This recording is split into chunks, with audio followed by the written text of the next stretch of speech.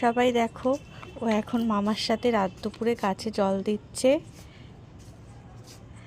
ছাদে উঠে মামাকে বলে বলে দিচ্ছে কোথায় কি কোন গাছে জল দিতে হবে।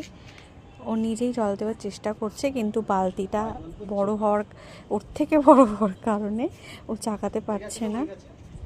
তাই ও মামাকে বলে দিচ্ছে কোন কোন গাছে জল দিতে হবে।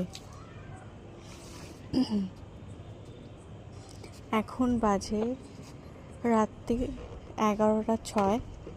এখনও ও জেগে আছে। আর ছাদে উঠে এই করছে, দেখো। ওই নোংরা জলগুলোকে নিয়ে